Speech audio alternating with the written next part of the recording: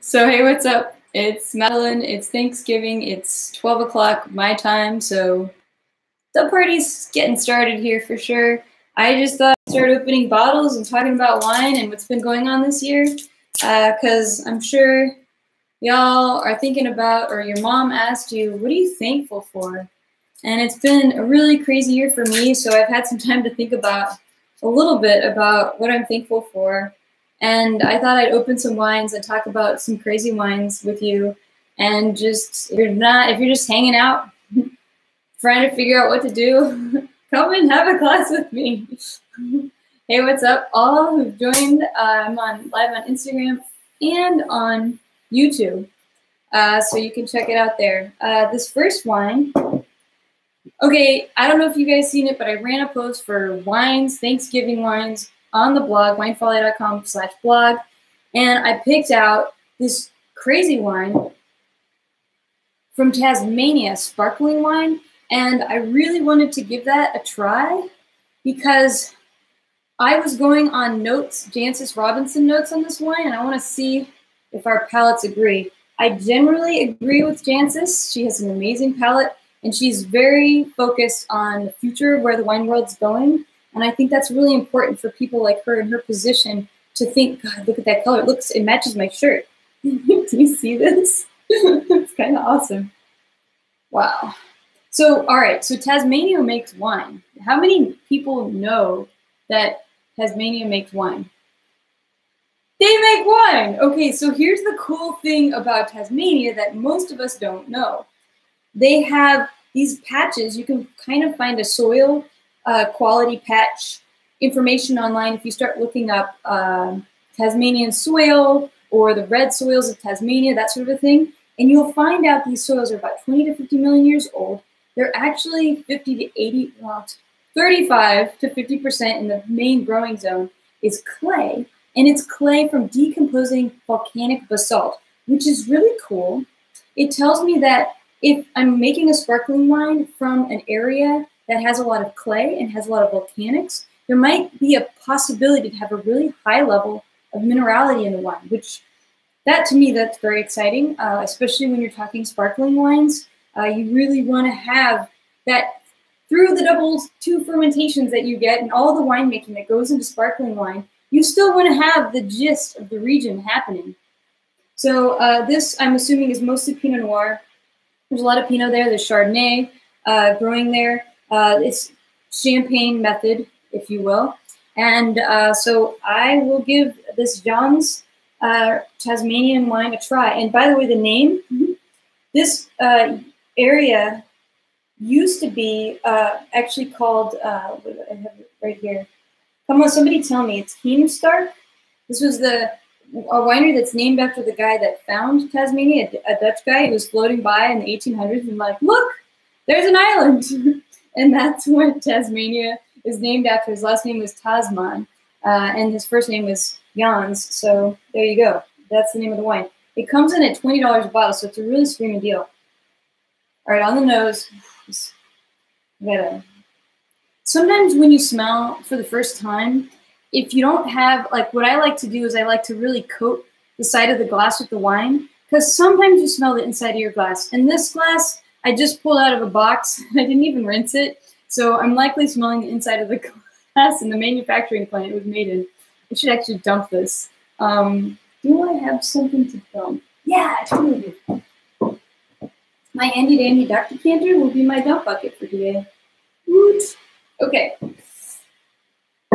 So that was an expensive rinse. I'm very sorry. Hey, everyone who's tuning in. If you're bored on Thanksgiving and looking for something to do, I'm here to drink with you. Okay, now it smells like wine. Nice. All right, so like pureed lemons, it has this sort of a raspberry sauce quality, a little bit of strawberry, and then here's the part where I try to pay attention. How does the yeast smell in this area? Or what kind of yeast are they using? Because there's two fermentations.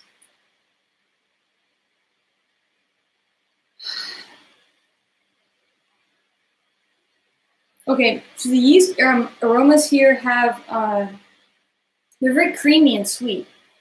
You know, when I think of champagne, I go down the Parmesan cheese route, but this to me is more almost like American sparkling wines, where they're just so sweet and so creamy and milky, almost like a latte. It's got latte yeast,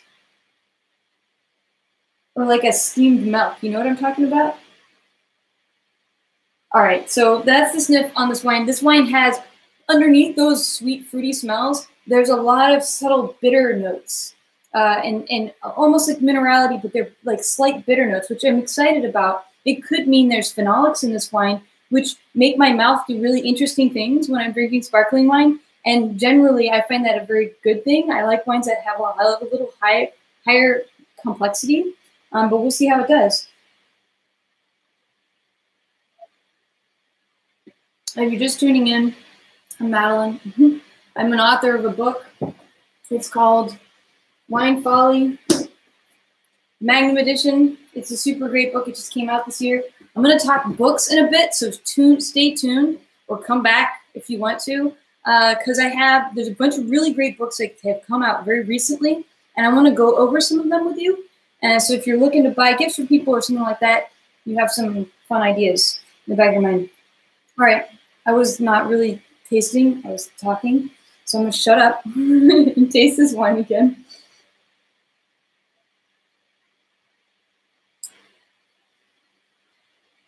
Okay, it's got a really big pow. The bubbles really explode on your palate up front, but it's a really fine mousse. It's almost frothy, like, you know, cappuccinos, how they have all that milk on the top. It has that sort of a froth to it, and then all the flavors come up front. It's all sort of lemon, Meyer lemon, a little bit of white cherry on the palate, and then here's the minerality that I taste. I get this slight, very slight sort of texture when I rub my tongue to the roof of my mouth. It's just a slight sort of chalkiness, and then that phenolic bitterness that I was looking to, it hits the side of my palate right here, from the back of my tongue all the way to the front. I can feel that texture. But in terms of mid-palate, like what's happening in the middle, there's not a whole lot going on this wine. It's like all on the front and a little bit on the side that sort of tingles in the on the finish. So for quality, I would say, you know, for $20 a bottle, I think this is a super great value. But I would be unhappy if I spent over $35 a bottle. I'd be like, this is very simple. You know, I think this is a great one for the price. And man, look at that color. It's like, you know what it is? It's rose gold. It's rose gold. We're so into rose gold right now. You can't really tell on Instagram, but you can on YouTube. It's rose gold. It's so pretty. Damn, that's a pretty wine. Okay, rosé. I recommend rosé for Thanksgiving because you've just got to give somebody something when they come in the house when you're cooking, and you like have all these things going on at once, and they're like, how can I help? How can I help? How can I help? And you're like, shut up, go over there, go drink some wine, and then come back when you're lubed up. So that's why I like to serve sparkling wine on Thanksgiving. It's an icebreaker. Helps people get in the mood, you know, like, hey, chill. We're here, we're in Thanksgiving, and we're trying to be thankful, all right? One thing I'm super thankful for this year, beyond thankful for, is earlier this year, or maybe it was last year, I went to New York City to go to the Vivino Wine Awards and to meet up with the guy who started it, the CEO. He's not CEO anymore. It was a really amazing experience. It was amazing to talk to this guy. He's just from like these islands in the middle of this ocean in the Northern Sea, and it's really ice cold there. Somebody give me the name of those islands, the Falkner Islands, something like that. Anyway, he's a fascinating history, and he managed to build this amazing business with Vivino. And I went, my husband was supposed to come, but my cat got really, really sick. Like, at first we're like, he's just chilling, it's fine, he's just hanging out by himself, he'll get over it, he'll get better. And then it just got worse and worse. He stopped eating, and he's one of those cats that's so freaking annoying. Like, he's cute, he's adorable, but he's like this white cat with blue eyes and like a pink nose. Like, he looks like a little snow leopard, you know, almost. But he stopped he'd meow. He'd like meow, meow, go around and meow at things, and it was so annoying. You're like, shut up, cat. I would spray him with a spray bottle, you know, like, get out of here. But he stopped meowing, and he was really, really sick, and Justin canceled. We ate the cost of the flight to New York, and Justin stayed at home, and he took care of my cat, and he took him to the emergency room, and now he meows. And I like his meow, because he's like my little buddy. Anyway, I'm really glad he's alive. Well, it was really expensive. I got him at the pound, so he was like a front, you know, like a doorstep cat, and him and his sister, and I didn't really want to adopt cats because they're lots of fun, but anyway, I'm sorry, I'm emotional, but I kind of like my little buddy, so I'm glad he's around, and I'm glad that Justin stayed home, and he didn't want to, he wanted to come, he was really trying to come to New York with me, and he took the kitty cat to the vet, and he brought him back to life, and when I came home, he had like little meows, and now he meows, and I was just hanging out with him like last night on the couch, and he was purring, and I was looking at his little pink nose, and I'm really glad. It was worth it. And it was expensive. It was like $3,000 vet bill. It was so expensive for a pound kitty. But Justin told me, he's like, and I was like, that doesn't make sense. You should put a cat like that down. It's too expensive. That money could go to so many other things. And he's like, you know, we bring these creatures into our lives, and if we can afford to pay and keep them and give them a good life, you know, when we adopt them, that's what we're supposed to do. So thank you, Justin. All right. So that's one thing I'm thankful for. Okay, next one. This next one is crazy. Whew. All right. Cat is okay. We're okay, Madeline. Are we okay?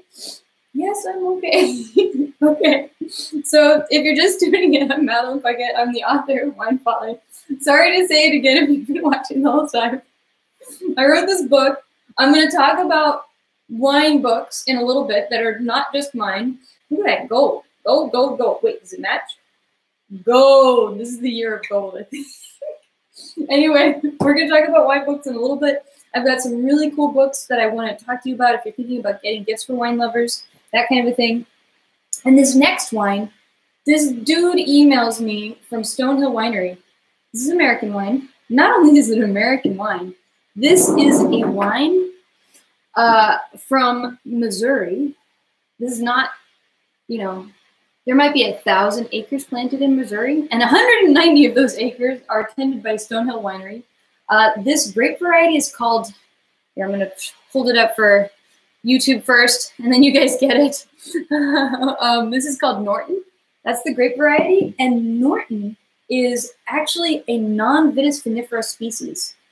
This is a crazy grape. I've never had it before. I've talked about it. We did a native grape varieties of America, a blog post that blew up because I found all these amazing old images of native American grape varieties. It is primarily a species called Vitis aestivalis, and that's probably most of its origin species, but we really don't know what it's made out of. Nobody studies these grapes. Very few people actually make these grapes into wine. So they're very, very rare. And I looked up Stonehill Winery, and it's right in Hermann, Missouri. And Hermann is part of the, within the Ozark Mountain AVA, and which is just down the river from Augusta AVA, which was the first U.S. AVA. So like, this was the first one. They started to make AVAs in America, and Missouri actually claimed the first one. So I'm nervous about this wine. Also, it's $20 a bottle. So here we go. Actually, before I open this bottle, I want to tell you why I'm drinking cheap bottles of wine for Thanksgiving this year. And it's not just because of the vet bill. So one book I want to recommend you look into. This is if you are serious about wine. If you are starting to ask questions about why we drink what we drink and what's important and what should I drink and why do I care about wine. This is by Thierry Thies. It's called, it looks like you can't read it. I will tell you. What makes wine worth drinking?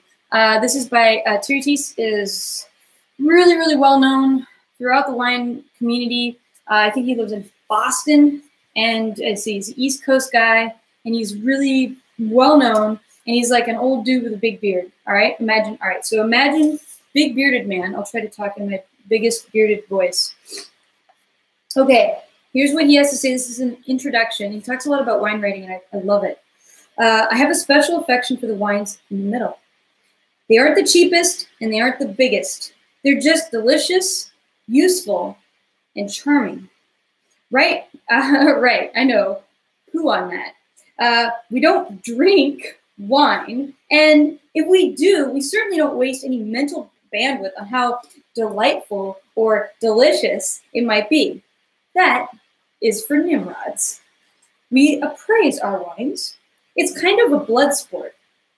We judge and evaluate, and we especially pay terribly close attention to how wines make us look. Will our industry pals respect us? Does our wine kick sand in the other wine's face? So this is sort of him asking that question, like, why is wine good? What makes wine good? I'm going to tell you. And then the following rest of his book talks about what he thinks makes good wine.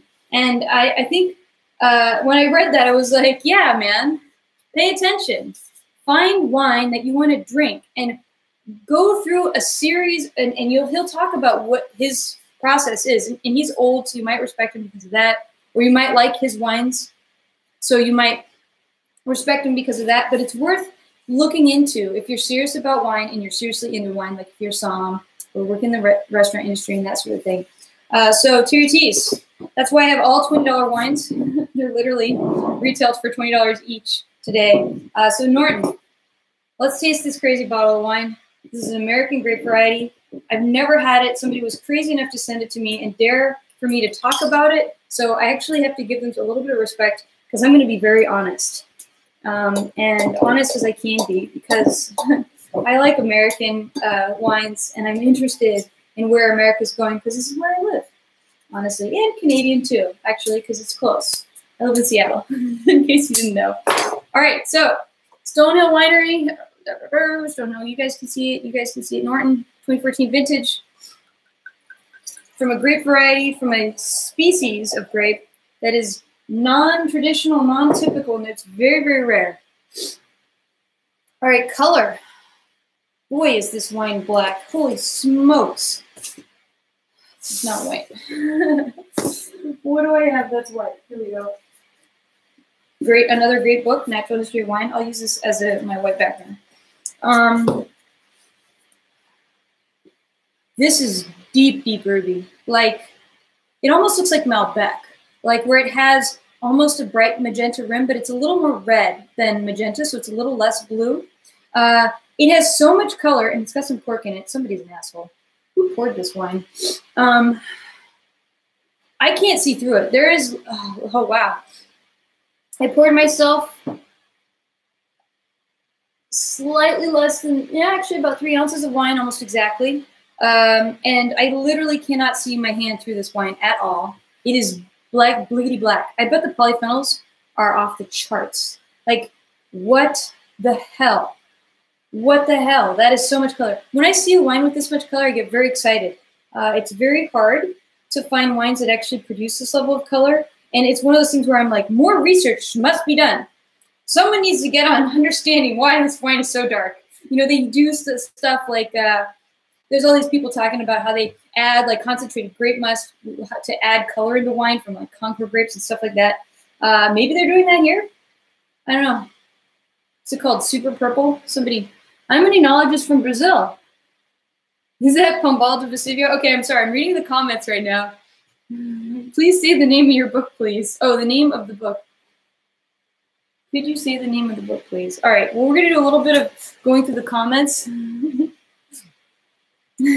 Happy Thanksgiving from Italy. All right. So people are tuning in from all over. I want a little moment to respect everyone around the world, and thank you for tuning in. And take a moment today, even if you don't celebrate Thanksgiving, to look back through this year and think about what you're thankful for. I'm thankful my cat is alive. That was the one thing. And then What Makes Wine Worth Drinking? This is by Terry Teese. This is the first book I mentioned. And I'm liking it. I'm digging it. I'm reading it right now, and I'm glad that I have it. He's telling people what he thinks, and it takes balls to do that because you get a lot of flack. I'm probably going to get a lot of flack from putting this video up, so cheers. So here we go. This one's got a lot of color. All right, let's give it a sniff. Oh, also, in terms of legs, there's stain. It looks unfiltered. It's like so much color. And medium. Medium is probably 13.5. What do we got? Blah, blah, blah. It says it's dry. 13.3. It says 13.3, so we're close. So on the nose, it smells like wine. It doesn't smell foxy. This is one of the things people talked about in American wines with like Concord grape wines. It does not smell foxy at all. It actually smells a lot like Malbec. And by Malbec, I mean really rich black cherry. It has oak. It definitely has, I read in the description you use Slovenian, Hungarian, and American oak. And the oak characteristic comes through almost like smoky chocolate, like smoky semi-sweet chocolate. And underneath that, I'm smelling the yeast. We talked about yeast in the last wine. The yeast come through. It smells like they're using a commercial yeast of some kind because it's very creamy and sweet and milky and latte. California wines are really nice. I agree.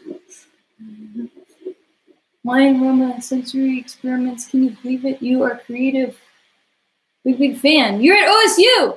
I grew up. Wait, are you at Ohio State or Oregon State? I grew up at the town where Oregon State University is. And you guys are doing some crazy research on wine. I think it's amazing. Okay. Back to the wine. Can you tell I'm a little bit ADD? Think about that. Sweet black cherry. Smoky, cedar, tobacco, chocolate. And that creamy yeast. So it smells like Malbec. It smells like a very polished, crafted Malbec, essentially. Like this is what I smell. If you love a big, bold Malbec, you would actually probably love the smell of this wine, but we don't know how it tastes yet. If you're just tuning in, I'm drinking a crazy-ass wine. It is Stonehill Norton. Norton is the grape. It's an American grape variety because, goddamn, it's Thanksgiving. Let's drink some American wine. It is a species, a different species than Vitis vinifera, which is the European grapevine, which originated in Georgia, around there. Wow. Okay, I'm going to taste it. All right, what do you think? Is it going to be good? Somebody give thumbs up or thumbs down? Good? Yes? Down. Okay. We'll find out.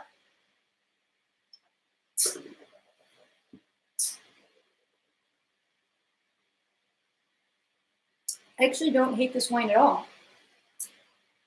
It's actually pretty good. Okay, it's got very high acidity, number one. The acidity is more like the pH level that I'm tasting and not probably the acid content of the wine. There's two different types of acid because I'd say it's more sour versus tingly on my tongue. It actually could be high acid content. We don't know. Somebody tell me if the TA, total acidity in Norton, if you happen to know this grape, if it's generally high, is it above 8? If it's above 8, that's pretty high. That would be remarkable. It's a really nice profile. I'm still tasting it in my mouth, and it ends on this sort of sour note, but it's a pleasant fruity, like cranberry sauce. Hey, this makes a good Thanksgiving wine because it has a cranberry sauce flavor. I actually think this is a good choice for Thanksgiving. It's not particularly complex. Like it has a lot like Malbec, but it has more acidity than Malbec. If you've ever had a concrete fermented Malbec, it kind of is more in that category. This has been heavily oaked, so it has a lot of those smoky tobacco kind of aromas to it. But on the palate, It's very light and fruity. Tannin levels, they're very low. I don't taste more bitter tannin on the side of my mouth coming through right there, like I talked about in the last wine. And it comes through as bitterness, which is interesting to me because in my research and trying to understand different types of tannin, some of the more bitter tannins can actually be pretty good for you. So I wonder if this is actually like one of those good for you wines.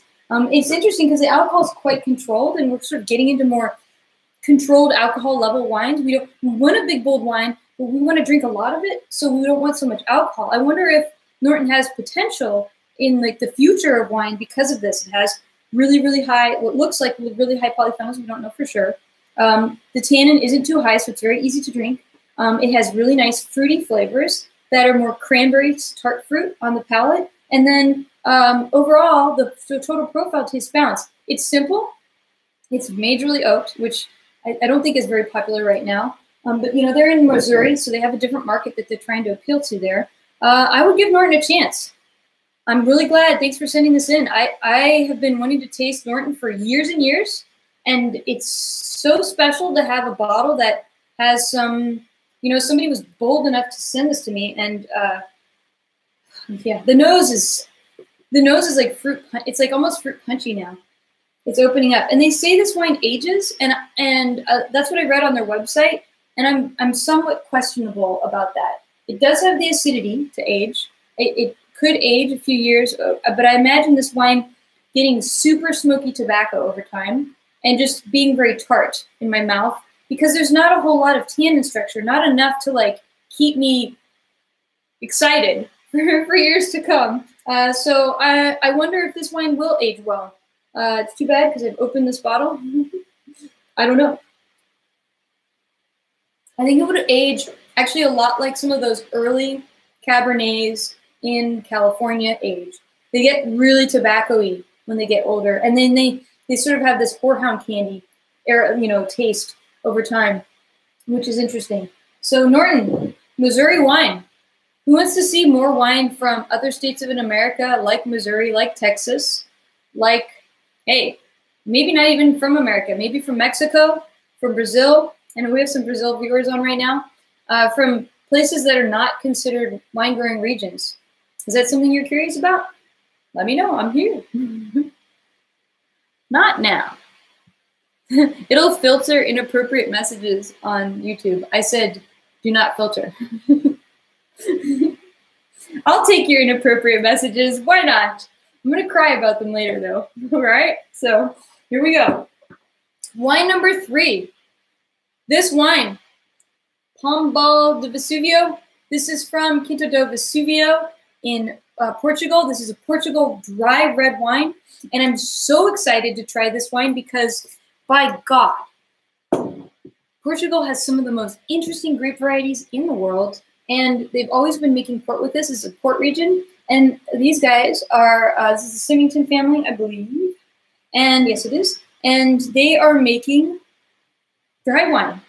We don't give a shit about port anymore. Nobody has time to age port anymore. Although, I will say in the Psalm 3 movie, there's some compelling reasons why you should get into port. And so you should watch that film and you will be blown away. You'll probably buy a couple bottles. You know, if you buy a couple bottles every couple of years and just hold on to them, your life is going to be an amazing, dynamic thing. All right, so Pombal de Vesuvio. The grape varieties in this wine include Touriga Franca, Touriga Nacional. These are the two big grapes in port wine production. And then Tinta Amarella.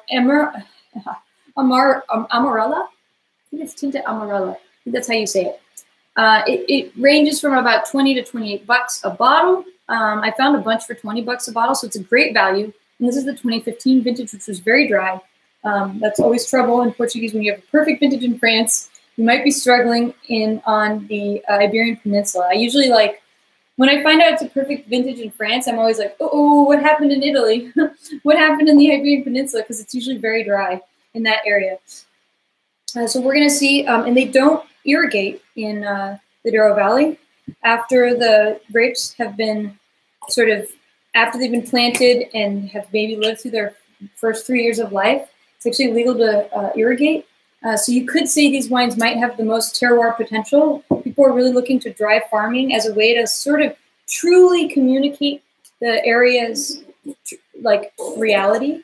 When you dry farm, you are at the whim of whatever the year is, and it really will affect the weight, how much production you make, the quality of those grapes, how dry they get, all of these things. So, and especially where this wine is grown, the Quinta do Vesuvio is actually in the Douro Superior.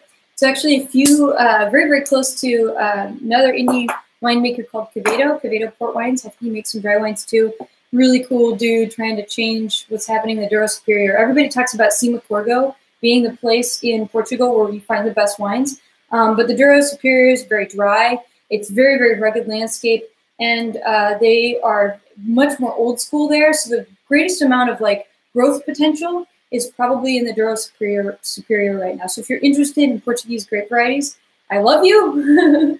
And then if you are interested in actually going there and checking out, this is the most rugged, off the beat place to go. You will actually taste the food of the people there. If you go there and you go get some food, you're going to have the Portuguese blood sausage, these crazy sausages, these like meat dishes with potato and stuff, and they eat this awesome caldo verde soup that's made out of the like local cabbage. It looks a lot like kale, actually, like dino kale. Anyway, this is the wine. Another wine I'm really excited about because of its potential in the marketplace. Mostly Touriga Franca and Touriga Nacional with some Tinta Amarella. Look at that color. Another deeply colored wine. Let's compare. Wow. This one's the Vesuvio, and this one is the Norton. Look at that. Look at that. You guys want to look up here? Wow, look at that. This is the Vesuvio. Up here, this is the Norton. Look how dark those are. They're so dark.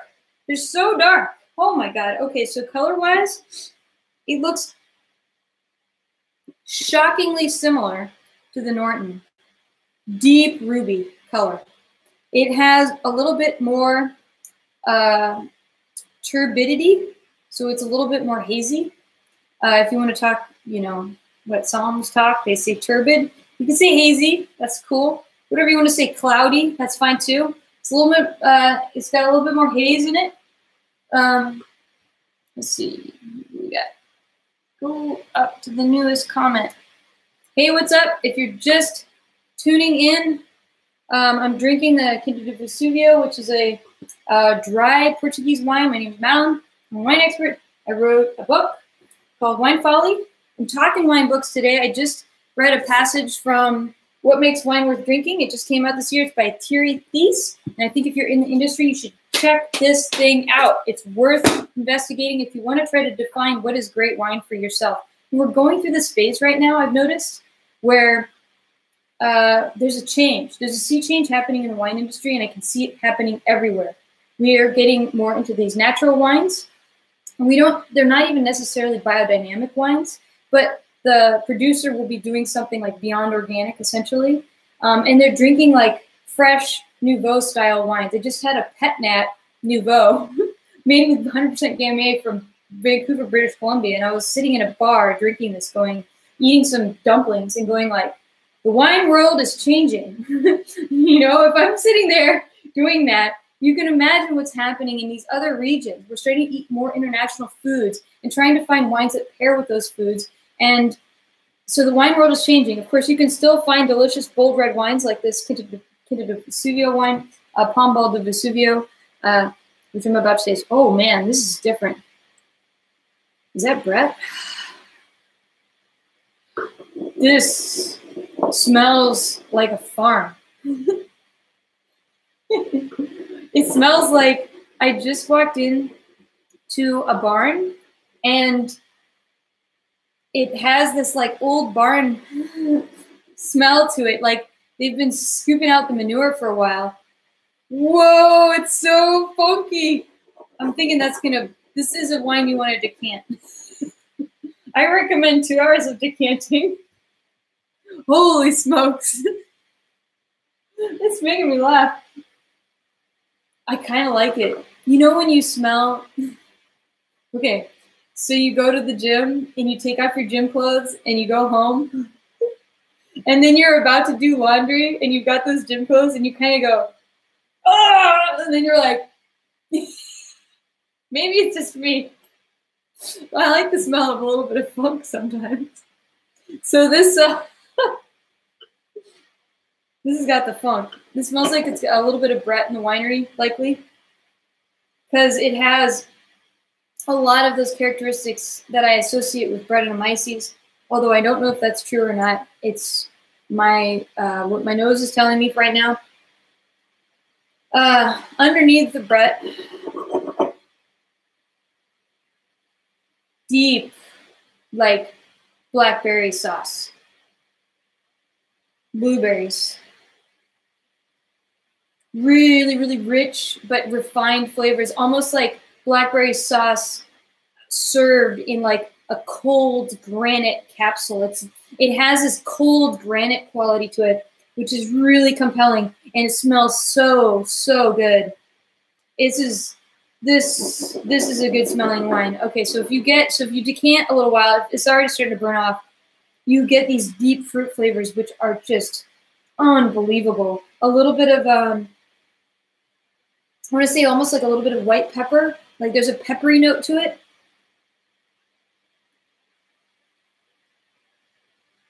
And a lot of people like to pick violets for Touriga Nacional. I would say this one's a little bit more minty.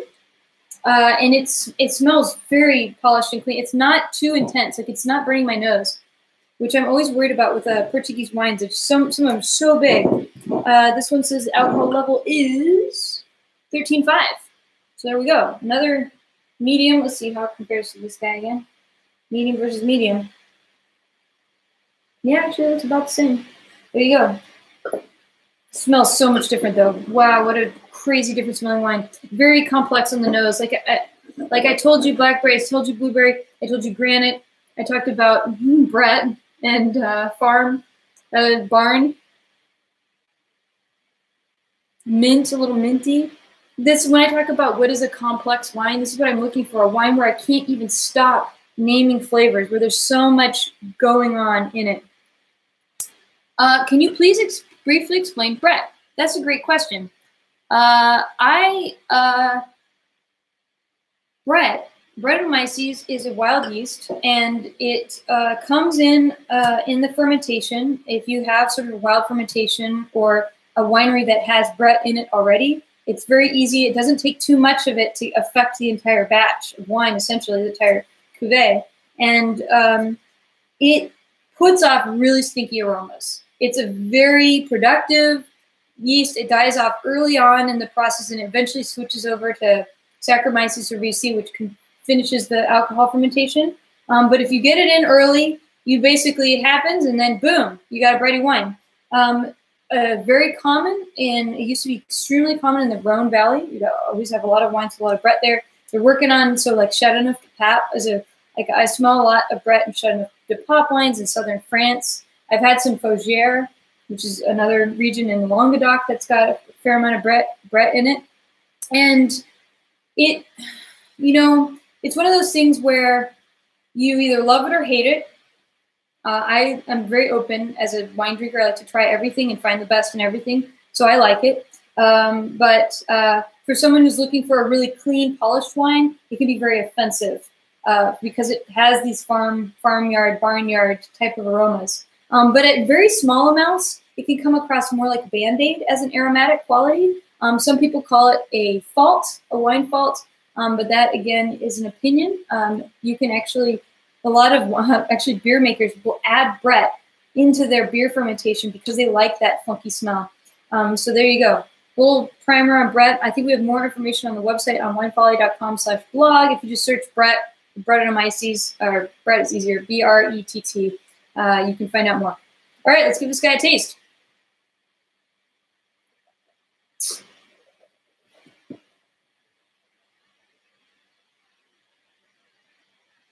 Yeah, this is a lovely wine. Lots of tannin. Really, the tannin comes all the way from the front of my tongue all the way to the back, which I really like.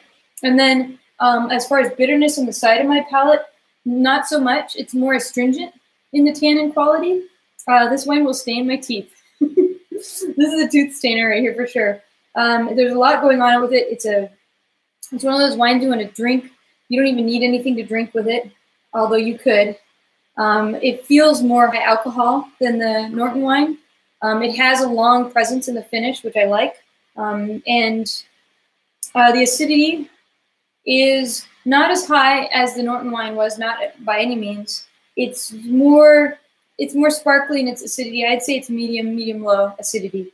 Still, these wines tend to age a fair amount, just because port ages so long, and if they're balanced like this one is, and they have the tannin structure, they will last a while. They'll get more tobacco as they age. Really nice. Yeah, really nice job. That's Pombal de Vesuvio. This is a Douro Valley red wine with maybe some Brett in the winery. I don't know what's going on there. So you're just tuning in. Thanks for joining us. It's Thanksgiving and nobody's cooking yet, so I thought I would just do a little live video and join you guys and talk about my year. I talked a little bit about my cat earlier. He almost died this year, and then he had a big vet bill, but he's alive, and I'm really thankful for that. Another thing I'm really thankful for is this year we hired a guy I've known actually for a really long time. His name is Ben Andrews, and he works doing operations and marketing development with me. And he has really taken a long time looking into the dirty underpants of how Wine Folly does its operations and fixing a lot of processes and things like that. And he's improving the store. And with his help, I was able to achieve one of my biggest goals in my life as a designer. And that is, and this sounds ridiculous, to design my own box. Actually, this is actually really appropriate. Oh my God, this Pombal de Vesuvio totally ties into this box. Hold on, we'll get to it. So this box is actually part of an entire set. It includes my Wine Folly book. Here, I'll sort of put it together for you. So you open it up, and you get the Wine Folly book on top.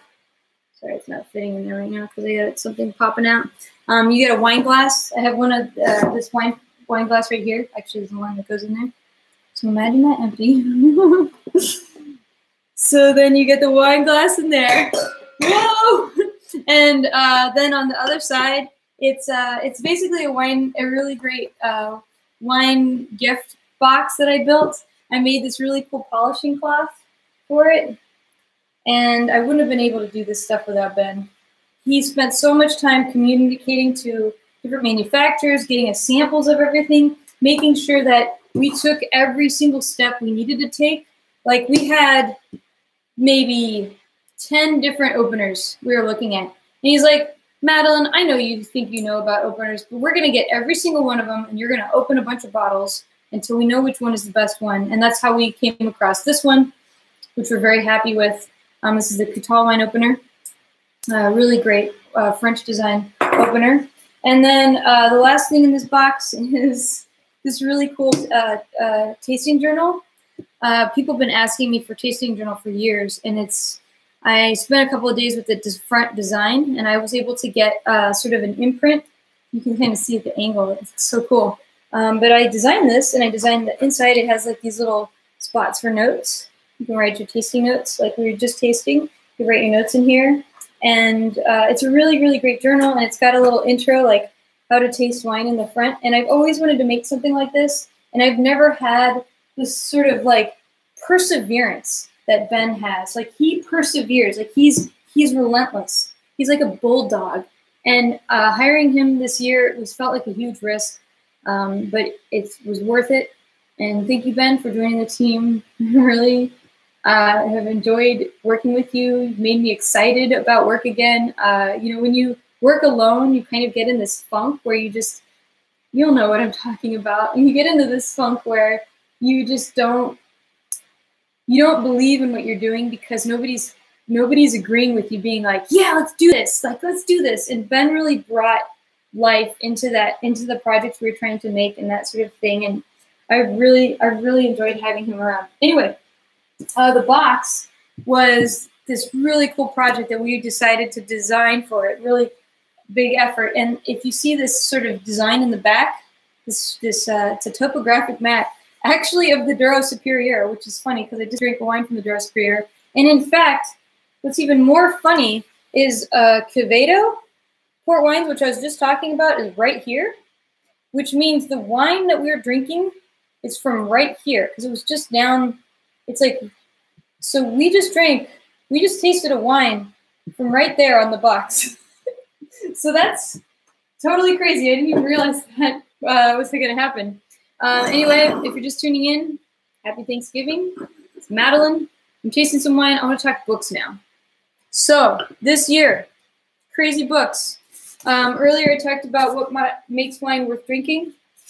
This is a fun book by Thierry Thies, where if you're like an art student and you really want to understand the critique behind wine and why to like what you like and what you should do about all that, Thierry Thies has some really great bearded man logic that I think you'll really enjoy reading. It's nice to hear an old salty dude in the wine business talk about his experience and why he likes what he likes. We spend so much time listening to people tell us what we're supposed to like that we spend very little time working through the process of what do we like and why. And by learning how he understands this process might help you develop your own process of what you like about art, about wine, about reading, about writing, about the finer things in life that when we're lucky enough to have time, we get to enjoy them.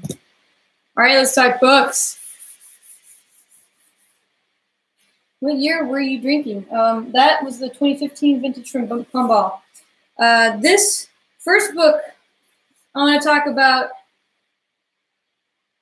I'm like a little bit torn on it, but I get why. I know, like, firstly, it's a book called The Sommelier's Atlas of Wines by Rajat Parr and Jordan McKay. Jordan wrote the book, and Rajat and Jordan traveled extensively to go to the places.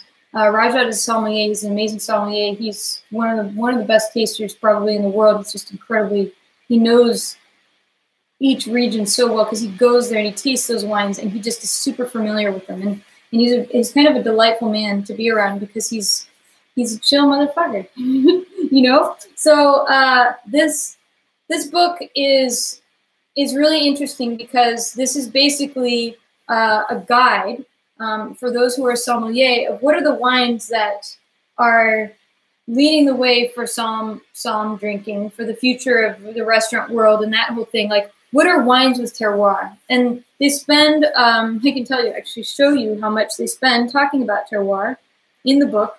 It's this many pages right here. And they make a really good argument for why terroir matters. And even though we can't define it, just because we can't define it doesn't mean it doesn't exist. If you have a blind taster taste a wine and can identify where it's from, but can't explain to you how, it means we don't know enough yet, right? You ever do live group tastings? Where, yes, we did that once. It was a success and a failure at the same time. We'll do it again when we figure it out, when we figure out the logistics. Then the second part of the book is France. And that's how much spent on talking about French wine and what is terroir. And that's interesting because it's a huge part of this book is dedicated to French wines. And part of me loves it because France has been instrumental in defining what is terroir in wine and why we care about it. But at the same point, you know, with someone so important as Rajat Parr dedicating this much of a book to France, it makes me wonder, what about the other parts of the world? This is Italy right here.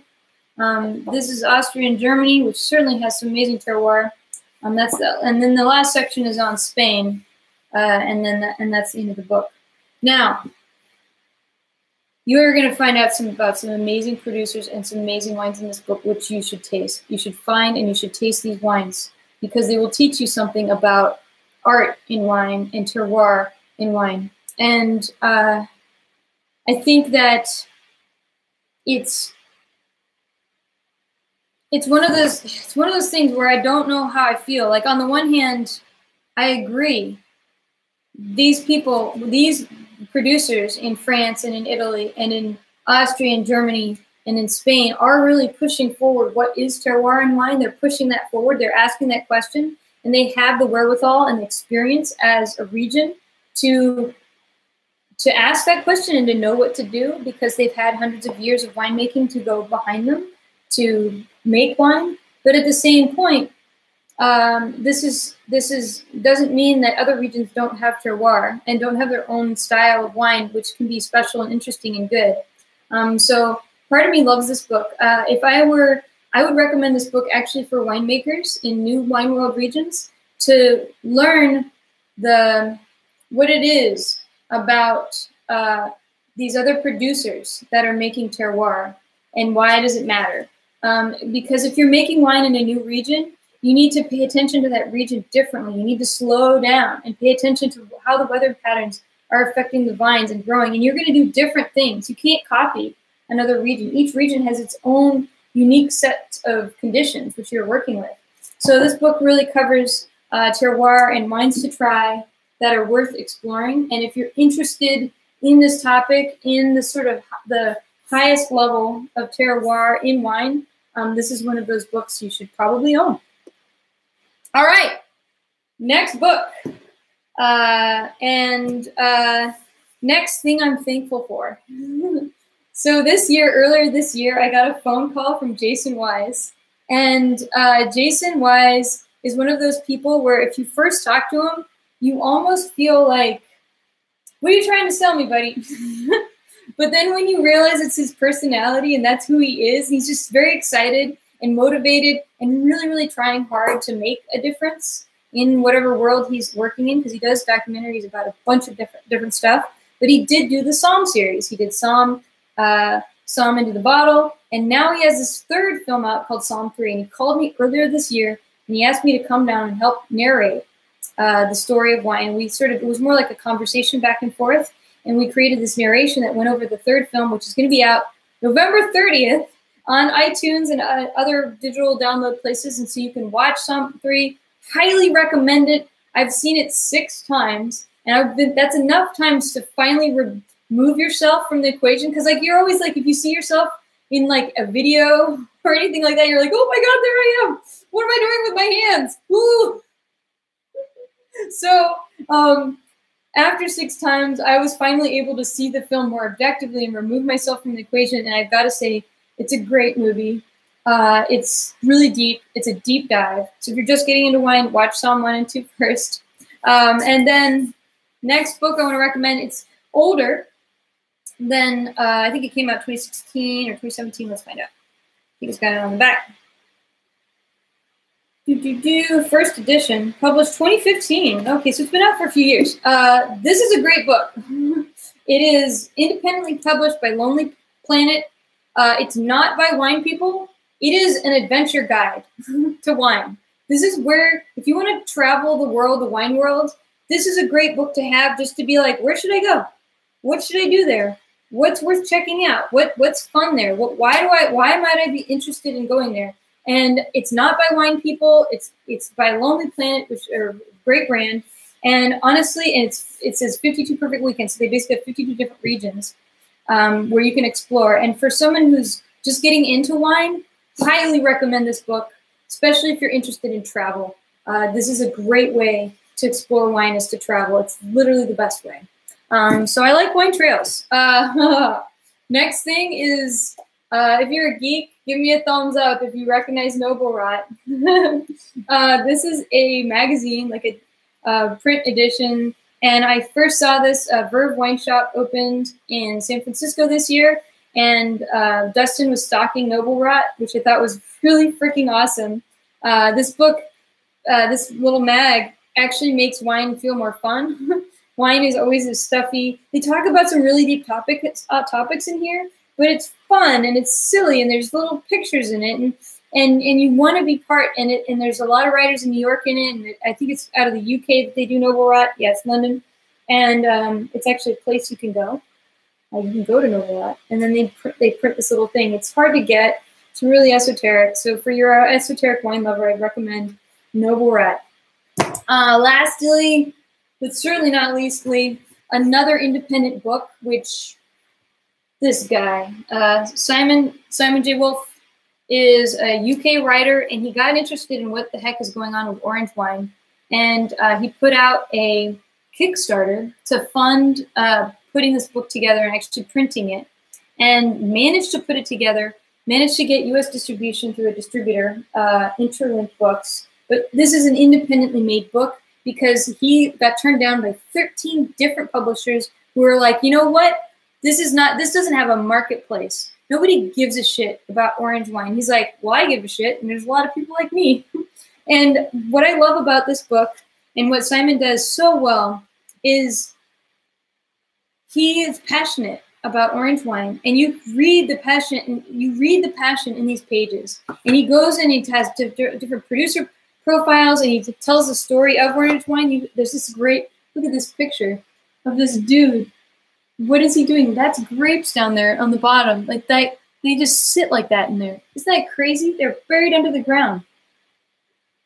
Isn't that so awesome? So this is one of those things where if you're really interested in a wacky method of making wine, orange wine is off the charts. It's different. It's not like anything you've tasted. It's super oxidative in style. It's a very new thing. Well, it's a very old thing, actually. It's a very old thing, but it's new in our vocabulary for wine. And he spends a lot of time focusing on discovering it and traveling to the places where it's made. And then he puts all of that passion that he went into it into this book, and I think he did an amazing job.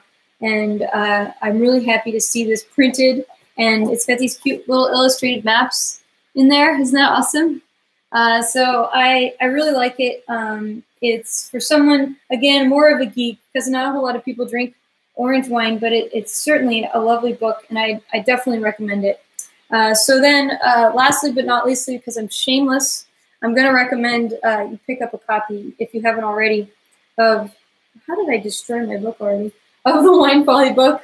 This is the essential guide, this is the master guide, the Magnum edition. The reason why you should get this book is because it is the visual guide to wine. It is extremely essential in building your foundational skills on tasting wine. Deep Ruby, right there. What you should be looking for in wine, how to develop your own sense of taste, and it's open-ended. I'm not trying to force you to think a certain way. I'm not telling you what to drink. I'm showing you what's out there, because there's a lot out there, and I'm constantly asking that question. What's out there? What tastes good? What tastes like this? Why is this different? You know, we tasted this Norton today, and it was kind of like Malbec in a weird, interesting kind of a way. So thanks so much for joining me for Thanksgiving. I hope you have a wonderful, wonderful, wonderful time, and check out Psalm 3. It's awesome, and I love you guys. Thanks for tuning in, wherever you are. Italy, Portugal, Brazil, America, Canada. Seen so many places. Let's see, where I'm gonna read some comments before I get kicked out of. A lot of people say Happy Thanksgiving. You Americans and your silly Thanksgiving. I'm from Japan. We got someone from Japan, Argentina, Oakland, California, from Toronto. What do I think about Alice Fearing's Dirty Guide to Wine? I think it's really an important question to ask. I'm starting to get into natural wines myself. I like them. I'm into it. The writing is hard. It's hard to get through, but it's still a very good book. Wow. Rajat Par. Yes, we like the Rajat Par book. Thanks for making the Shout Enough to Pop reference. Sometimes it means the producer's not keeping the place clean. Okay, so we're talking about that Palm Ball de Vesuvio. More than organic. All right, obviously Instagram has the most comments. You guys are the best at doing live video. Just a little overview, we tasted the Jans wine earlier. Stonehill, Norton, Crazy American Grape, and Palm Ball de Vesuvio. A little bit of love for YouTube. Anyway, have a great Thanksgiving. Peace out.